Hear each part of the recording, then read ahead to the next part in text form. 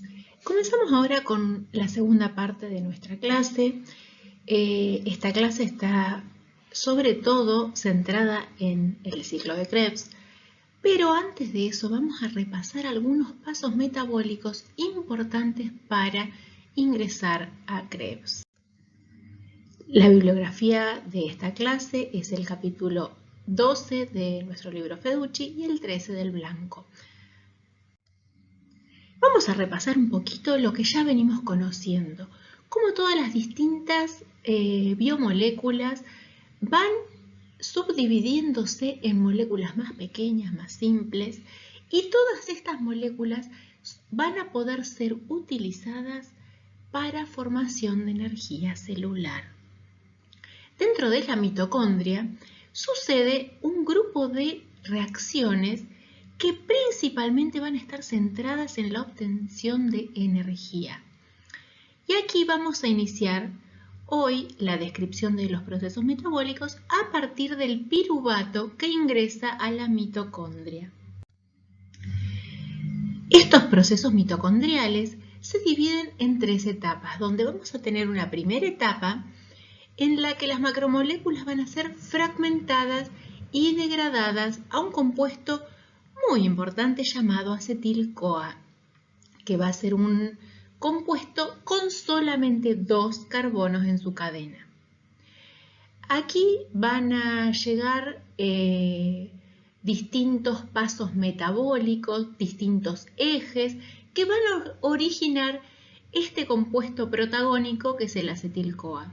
Y aquí vamos a tener la deaminación oxidativa de los aminoácidos que lo van a producir, la beta-oxidación de los ácidos grasos y también los pasos de glucólisis a partir de todos los hidratos de carbono que ya fuimos estudiando. Luego de que se obtuvo este acetil-CoA, se inicia una segunda etapa dentro del proceso mitocondrial del metabolismo. Y esta acá es la etapa del ciclo de Krebs, donde va a existir una oxidación del acetil-CoA hasta moléculas mucho más pequeñas que van a ser dióxido de carbono, agua, y se va a liberar energía en forma de GTP y poder reductor en forma de FAD reducido y NAD reducido. En la tercera etapa de la fase mitocondrial vamos a tener la cadena transportadora de electrones y la fosforilación oxidativa, donde el poder reductor que ya obtuvimos con las reacciones del ciclo de Krebs van a ser empleados para sintetizar ATP, que es la moneda corriente en la economía celular, para administrar todos los procesos metabólicos. Ya vimos que esa molécula que ingresaba a la mitocondria, si bien es un paso previo al ciclo de Krebs, es el piruvato. Este piruvato va a sufrir de carboxilaciones dentro de la mitocondria y va a formar acetil-CoA. El piruvato es el que conecta la glucólisis que hemos estudiado en las clases previas con el ciclo de Krebs. Esta decarboxilación oxidativa del piruvato se da en condiciones aeróbicas. Es importante discriminar bien cuáles son las reacciones que se van a dar en condiciones aeróbicas y cuáles no. Entonces el piruvato en condiciones aeróbicas va a ser degradado por el complejo piruvato deshidrogenasa, que es un complejo enzimático, y vamos a obtener acetil-CoA y dióxido de carbono. Se va a producir un proceso de oxidación del piruvato, por eso se llama decarboxilación oxidativa, y a la vez se produce la reducción del NAD. A partir de este grupo de pasos que van a llevar a cabo el complejo piruvato deshidrogenasa, vamos a obtener, además del acetil-CoA, por cada mol de piruvato, 3 moles de ATP.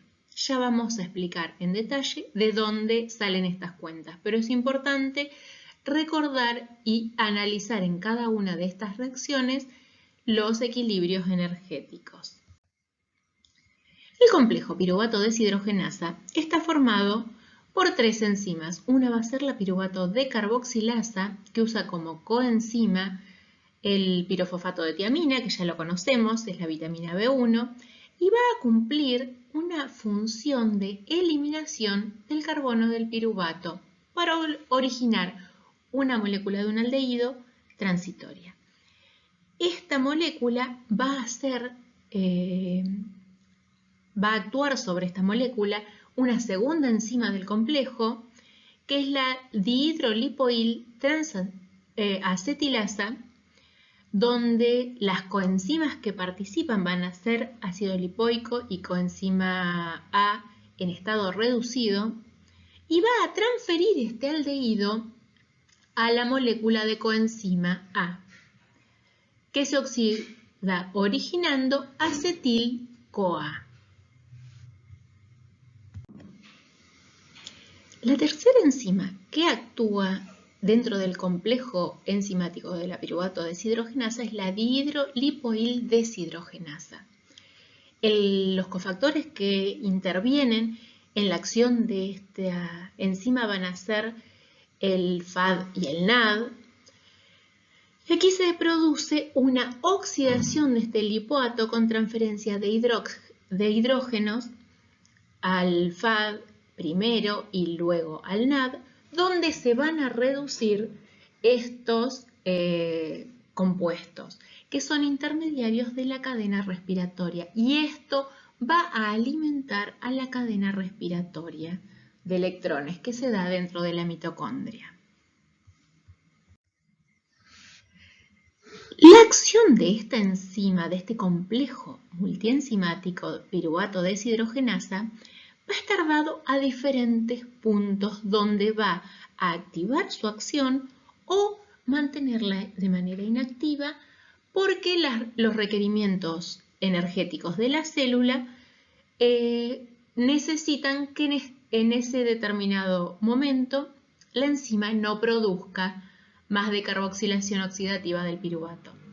Entonces, ¿qué es lo que dónde van a estar regulados los puntos de esta enzima? Primero va a haber una regulación alostérica. Va a haber una alta relación de NAD reducido sobre el NAD y de acetil-CoA en gran cantidad.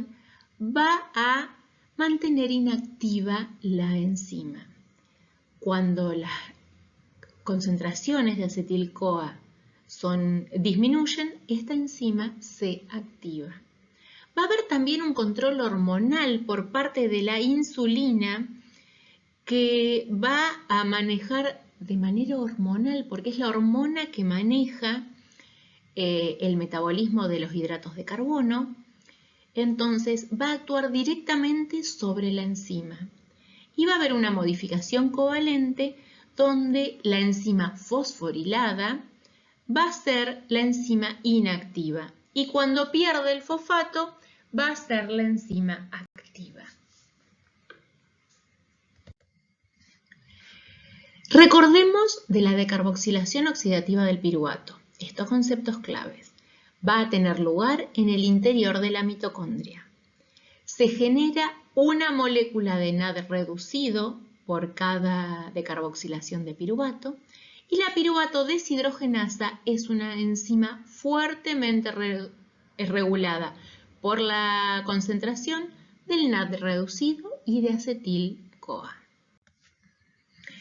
Podemos ver que el piruvato en anaerobiosis cumple estas reacciones que ya describimos por la acción de la piruvato deshidrogenasa y puede formar acetil-CoA, que va a utilizarse dentro del ciclo de Krebs.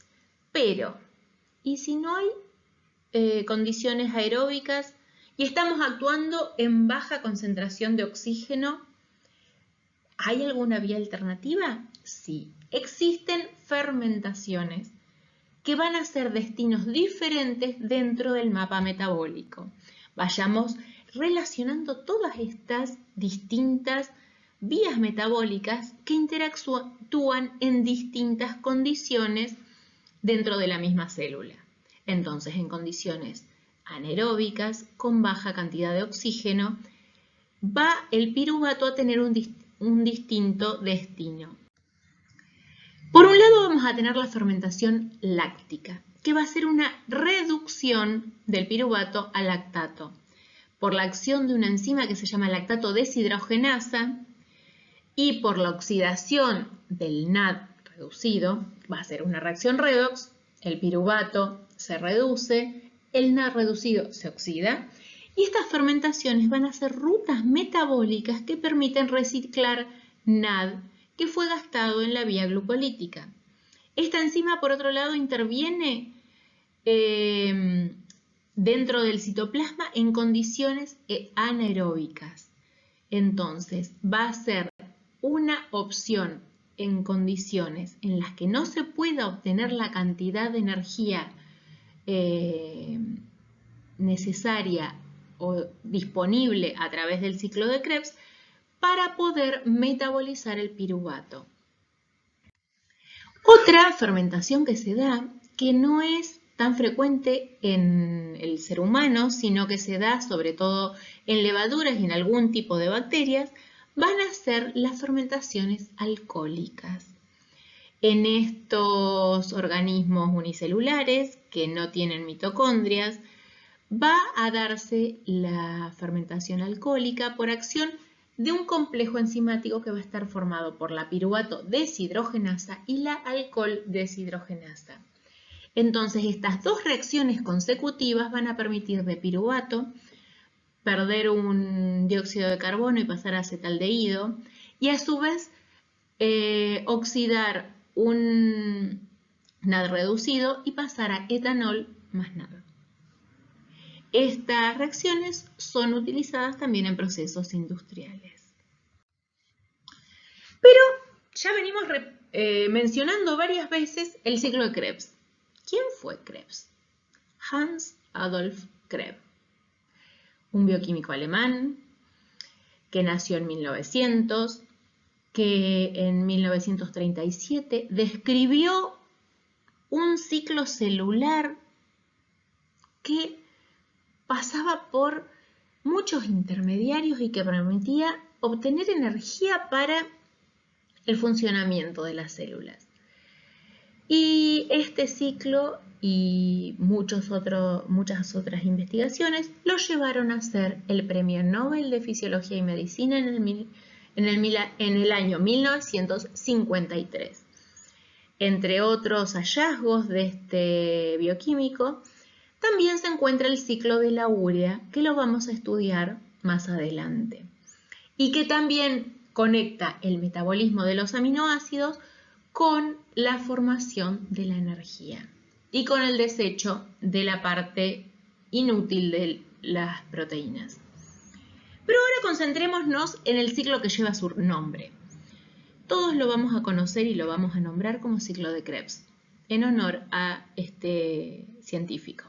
Pero también se llama ciclo del ácido cítrico o ciclo de los ácidos tricarboxílicos. Recordemos que si la bibliografía lo menciona, siempre estamos hablando de lo mismo. Vamos a ver de qué se trata. Se trata de la etapa central de un grupo de reacciones en esta segunda etapa mitocondrial en la que vamos a utilizar el acetil-CoA, que ya vimos cómo generarlo a partir de piruvato y de otros metabolitos, y vamos a ver cómo a través de un ciclo, que justamente porque es un ciclo, va girando y reciclando sus componentes, obtenemos energía dentro de la célula.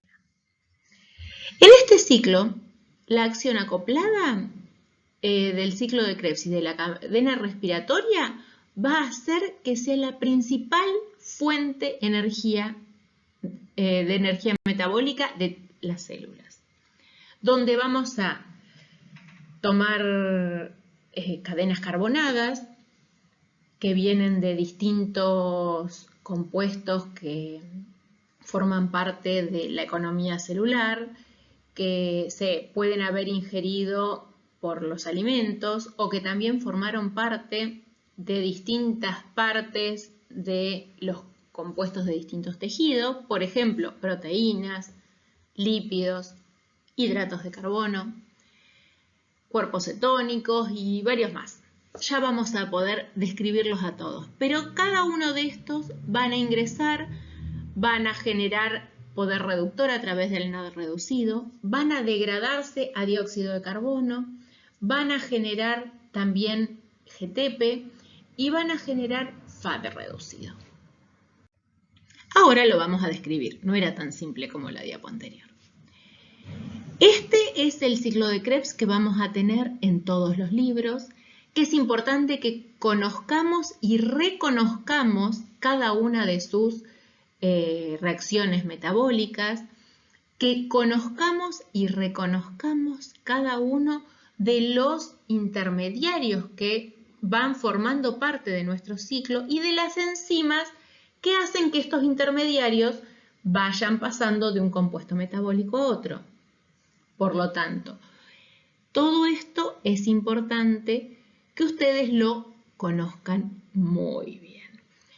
Como no es la intención de la cátedra exagerar en la cantidad de datos de memoria que hay que estudiar, porque esos son datos que no nos sirven para nuestra futura vida profesional, vamos a plasmar cada uno de estos detalles en el mapa metabólico.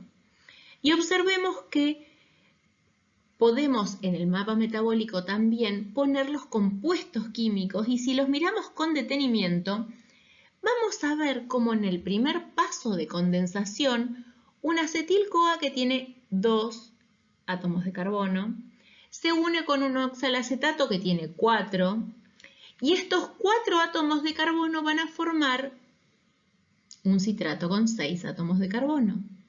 Y así, si observamos químicamente, vemos cómo son reacciones que se producen porque ya conocemos las reacciones bioquímicas que van a pasar con cadenas carbonadas y van a ser deshidrogenaciones, van a ser reducciones, van a ser distintos pasos que se dan las reacciones químicas ya conocidas. Por eso les recomendamos, no es obligatorio, pero siempre es una recomendación, por lo menos dentro del ciclo de Krebs, escribir los compuestos químicos de cada uno de los intermediarios. Bueno, ahora vamos a pasar a definirlos y a describirlos cada uno en detalle. El primer paso es una condensación. La enzima que cataliza la reacción es la citrato sintetasa, donde vamos a ver el paso que recién les conté, a partir de un oxalacetato de 4 carbonos y un acetil-CoA de 2 carbonos, con acción de esta enzima vamos a obtener citrato. Esta reacción es un paso irreversible. Por lo tanto, eso también son datos sumamente importantes que ustedes estudien y que ustedes registren en el mapa metabólico. No va a ser lo mismo poner una flechita en un solo sentido en una dirección que poner las flechitas en ambas direcciones. A partir del citrato que se formó, se va a dar una deshidratación que se da en 2 pasos. La enzima que interviene es la aconitasa y esta enzima primero genera un compuesto intermediario por deshidratación que va a ser ese cis-aconitato que luego se va a rehidratar y entonces de un alcohol terciario se va a pasar a tener un alcohol secundario. En este segundo paso, lo que hacemos es la rehidratación del cis-aconitato para obtener isocitrato. Luego de esta deshidratación, rehidratación, vamos a tener que el isocitrato sufre una oxidación. La enzima que interviene va a ser la isocitrato deshidrogenasa, que la va a convertir al isocitrato en alfa-cetoglutarato. Y esto es un paso muy importante porque es la primera decarboxilación oxidativa del ciclo, donde compuestos con moléculas de 6 carbonos, es importante que vayamos viendo las estructuras químicas, van a pasar a ser compuestos de 5 carbonos porque se perdió uno como dióxido de carbono. Y lo que se genera también es NAD reducido aparte del dióxido de carbono. Este paso va a ser otro paso irreversible de nuestro ciclo de Krebs. El siguiente paso vuelve a ser otra segunda decarboxilación oxidativa y acá el complejo que interviene es la alfa-cetoglutarato deshidrogenasa, donde va a transformar el alfa-cetoglutarato en succinil-CoA y se va a perder una segunda molécula de dióxido de carbono. Vamos a pasar de tener un compuesto de 5 carbonos a uno de 4. Vamos a producir NAD reducido y otra molécula de dióxido. Bueno, recordemos que el paso anterior vuelve a ser otro paso irreversible.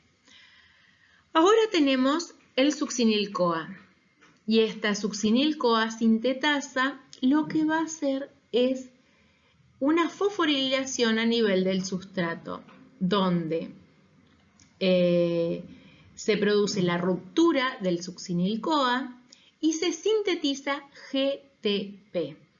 Este es un mononucleótido que va a tener funciones también energéticas parecidas al ATP. Ya lo vamos a ir viendo más en detalle cuando veamos balances energéticos. La succinil-CoA sintetasa va a catalizar la fosforilación del GTP, que no es por la cadena respiratoria. Esta fosforilación es a nivel del ciclo de Krebs. Y luego ese succinato, por acción de la succinato deshidrogenasa, se va a convertir en fumarato con la reducción de un FAD a FAD reducido. Esta va a ser una nueva reacción redox en la que va a estar la oxidación del succinato por un lado y el hidrógeno liberado se va a acoplar al FAD generando una molécula de FAD reducido. Luego el fumarato va a captar una molécula de agua y va a generar un malato a partir por acción de la enzima fumarasa. Y este malato, por acción de una malato deshidrogenasa, vuelve a generar otra reacción redox para reconstituir oxalacetato. ¿Lo recuerdan? ¿Qué era el oxalacetato? Volvemos al cerrar Krebs, porque el oxalacetato era quien se unía a la acetil-CoA para iniciar el ciclo. Entonces, por cada vuelta completa del ciclo, vamos a tener usamos una acetil-CoA, 3 moléculas de NAD, una molécula de FAD, 2 moléculas de agua, un GDP y un fosfato inorgánico. ¿Y qué va a salir del ciclo de Krebs por cada vuelta que circule? 2 dióxidos de carbono, 3 NAD reducidos, 3 protones, un FAD reducido, una coenzima reducida y un GTP. Recordemos esto para hacer balance energético cuando integremos todos los temas. ¿Y qué es esto del balance? Recordemos en cada pasito qué es lo que se va originando. Y ya vamos a ver más adelante que en la cadena respiratoria cada NAD reducido que se generó, por ejemplo en el paso de isocitrato a oxalosuccinato, me va a originar 3 ATPs luego. Entonces, por cada NAD, cada paso que me genera un NAD reducido, yo cuento 3 ATP. Recordamos que ya dijimos que el GTP me funciona económicamente dentro de la economía celular como ATP. El FAD reducido me genera dentro de la cadena respiratoria 2 moles de ATP. Y por lo tanto, si yo sumo todas las reacciones que se fueron dando en una vuelta del ciclo de Krebs, obtengo 12 moles de ATP por cada vuelta. Y si el mol de glucosa me generó 2 piruvatos, porque la glucosa es un hidrato de carbono, una hexosa de 6 carbonos y el piruvato tiene 3, o sea, cada glucosa me generó 2 piruvatos y eso ya lo conocemos porque sabemos de glucólisis. Vamos a tener que cada mol de glucosa que entra en el ciclo de Krebs genera 24 moles de ATP. El ciclo de Krebs es un ciclo regulado muy fuertemente en distintos pasos. Por un lado va a estar la disponibilidad del sustrato. La concentración disponible tanto de acetil-CoA como de oxalacetato va a ser muy baja en la mitocondria respecto a la cantidad de enzima que hay disponible. Por lo tanto, cuando existe disponibilidad de estos compuestos, la enzima, la citrato sintetasa, va a actuar de manera importante. Por otro lado, también va a haber una modulación específica sobre las enzimas claves, y estas enzimas claves van a ser la citrato sintetasa, la isocitrato deshidrogenasa y la alfa-cetoglutarato deshidrogenasa. La regulación enzimática se va a dar por la presencia de distintos metabolitos como por ejemplo el NAD reducido y el succinil-CoA, que actúan fuertemente sobre la citrato sintasa. Estos mismos dos metabolitos que inhiben también la alfa-cetoglutarato deshidrogenasa junto con las altas concentraciones de ATP. Y sobre la isocitrato deshidrogenasa van a actuar como inhibidores las altas concentraciones de NAD reducido y de ATP. A su vez, también vamos a tener estimulantes de estas mismas enzimas, donde el calcio va a ser un estimulante de la alfa-cetoglutarato deshidrogenasa y la alta concentración de ADP va a ser una estimulante de la isocitrato deshidrogenasa. En este ciclo, que ya vimos que intervienen muchos compuestos metabólicos, van a estar nutridos no solamente por la disponibilidad de piruvato que se obtuvo de la glucólisis. Hoy lo describimos para introducirnos en el ciclo desde piruvato, esa de carboxilación oxidativa, el acetil-CoA que tomaba oxalacetato que venía del ciclo. Pero este acetil-CoA, por ejemplo, también va a estar conectado con el metabolismo de los ácidos grasos y va a obtenerse de la degradación de los lípidos.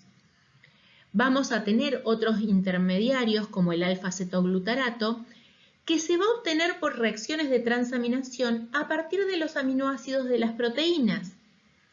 Vamos a tener intermediarios como succinil-CoA que se van a obtener por metabolismo de distintos aminoácidos, isoleucina, metionina, valina, también a partir del propionato, y vamos a ver otros aminoácidos que van a ir entrando directamente cuando se vayan metabolizando dentro del ciclo, como por ejemplo a nivel de fumarato, a nivel de malato o también como oxalacetato. Este ciclo también va a generar otros metabolitos que van a ser importantes para sintetizar otras moléculas de la economía celular. Por ejemplo, vamos a tener muchos aminoácidos que se van a generar a partir de estos mismos intermediarios del ciclo. También a partir del succinil-CoA vamos a sintetizar las porfirinas, metabolismo del hemo, que es la molécula que va a formar la hemoglobina de los glóbulos rojos y tiene un metabolismo muy especial que va a ser alimentado a través de este intermediario del succinil-CoA que está dentro del ciclo de Krebs. Esta conexión de Krebs con muchos otros ciclos metabólicos nos permite que en condiciones de ayuno, en condiciones de enfermedades en las que la glucólisis no es adecuada, la energía pueda obtenerse de otros alimentos diferentes o de otros tejidos que estaban de reserva, y entonces la energía celular para mantener la vitalidad de los órganos más importantes no se vea alterada. Este grupo de reacciones que conectan el ciclo de Krebs con el resto de las vías metabólicas se llaman reacciones anapleróticas. Vamos a ver que también el citrato va a conectarse con la síntesis de colesterol y también va a participar en las lanzaderas en la cadena respiratoria. Esto es un mapa metabólico de un compañero de ustedes del año pasado. En este mapa metabólico vemos centrado allá arriba en la columna vertebral, en el medio del mapa, la glucólisis que ustedes ya conocen. Vayan describiendo cada uno de estos pasitos. En el medio de esa gran cartulina o papel afiche que van a usar para hacer el mapa, centren el ciclo de Krebs. Todos los otros ciclos aún no los conocemos, pero vayan confeccionando este esqueleto básico del mapa metabólico para poder ir integrando clase a clase cada uno de los conceptos que vamos tratando. Y no olviden delimitar la mitocondria marcando cuáles son los procesos que suceden adentro y cuáles afuera de ella. Hasta acá llegamos. Por hoy terminamos con nuestra clase. Recuerden confeccionar la primera parte del mapa metabólico para poder ir incorporando cada una de las clases los siguientes temas. ¡Éxitos!